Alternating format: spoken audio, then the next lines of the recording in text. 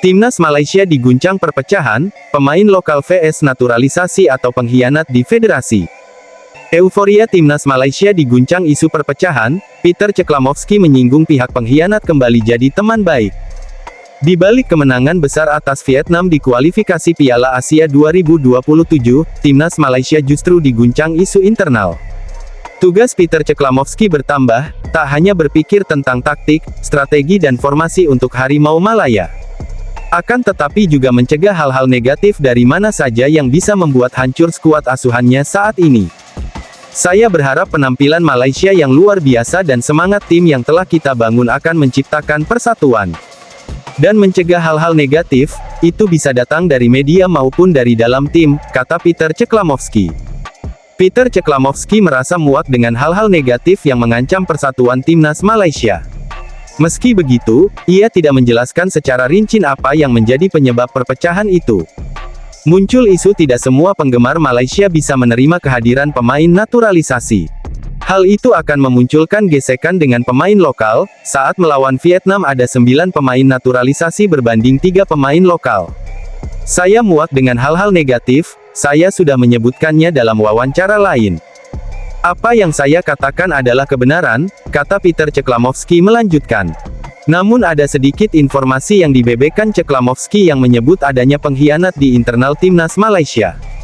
Ceklamovski bahkan tak segan menyebut pihak tersebut bisa memberi serangan besar tak hanya kepada dirinya, namun juga terhadap Tunku Ismail sebagai penggagas naturalisasi pemain keturunan, seolah pihak tersebut punya kekuatan besar layaknya federasi. Hal itu mengacu kepada pernyataan Ceklamovski dalam wawancara bersama media lokal, The Star Malaysia. Pelatih asal Australia itu menyebut ada beberapa masalah internal dan bahkan disebutnya sebagai pengkhianatan. Ada beberapa masalah internal, bisa disebut pengkhianatan, ujar Ceklamovski kepada The Star. Andaikan kita tidak bisa menang melawan Vietnam, itu akan berubah menjadi serangan. Saya akan menghadapi serangan besar, Yang Mulia Tunku Ibrahim juga akan menghadapi risiko yang sama. Di mata banyak orang, saya akan menjadi orang jahat. Mereka juga mencoba menyerang para pemain. Untungnya kami menang, bahaya itu untuk sementara berakhir. Mereka berteman baik lagi, kami terus bersatu. Terlepas dari itu, Peter Ceklamovski mengapresiasi supporter Harimau Malaya yang hadir mendukung timnas melawan Vietnam. Atas dukungan tersebut, Ceklamovski mengaku akan menjaga kesatuan di internal Timnas Malaysia. Terima kasih kepada para penggemar yang memenuhi stadion dan membuat stadion ini istimewa bagi para pemain. Tanpa mereka, sepak bola tidak akan berarti apa-apa. Kami ingin memainkan pertandingan terbaik dalam hidup kami. Untuk menginspirasi para penggemar Malaysia, semoga hasil ini akan memberi mereka kepercayaan diri. Saya berharap sepak bola Malaysia menjadi satu kesatuan untuk terus berkembang, pungkas Ceklamovski. Pelajaran penting dari konflik internal Timnas Malaysia. Kisah yang terjadi di balik kemenangan Timnas Malaysia atas Vietnam memberikan sebuah gambaran nyata bahwa keberhasilan dalam sebuah tim, baik di dunia olahraga maupun organisasi lainnya, tidak hanya ditentukan oleh hasil di atas kertas. Ada dinamika lain yang jauh lebih penting dan terkadang tidak tampak di permukaan, yaitu bagaimana menjaga keutuhan, kesatuan, dan keharmonisan di dalam tim itu sendiri. Masalah utama yang muncul dalam tubuh Timnas Malaysia adalah gesekan antara pemain lokal dan pemain naturalisasi.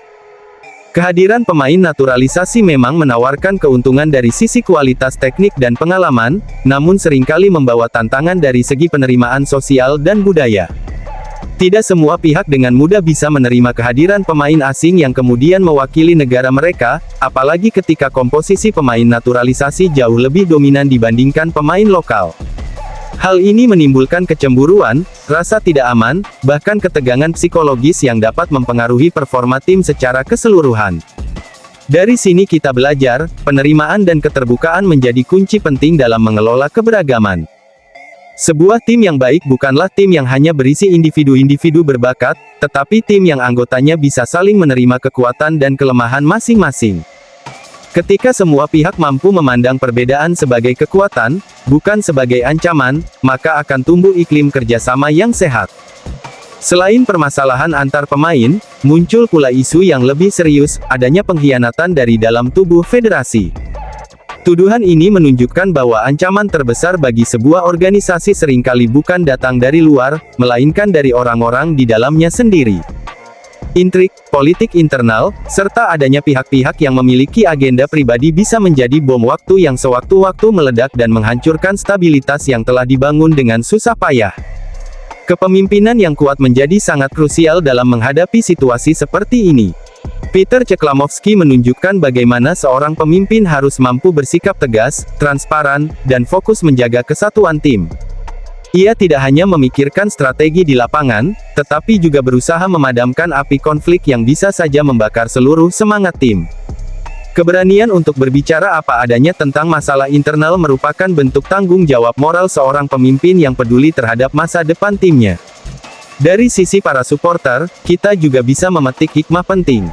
Dukungan penuh dari supporter Harimau Malaya menjadi salah satu faktor yang membantu tim tetap solid di tengah guncangan.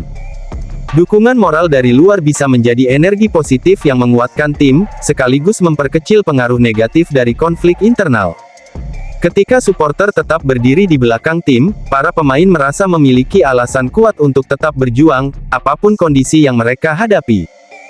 Kesimpulannya, konflik internal timnas Malaysia mengajarkan kita tentang pentingnya menjaga keharmonisan di dalam sebuah tim, mengelola keberagaman dengan bijak, memiliki pemimpin yang berani dan bertanggung jawab, serta peran vital dukungan dari pihak eksternal.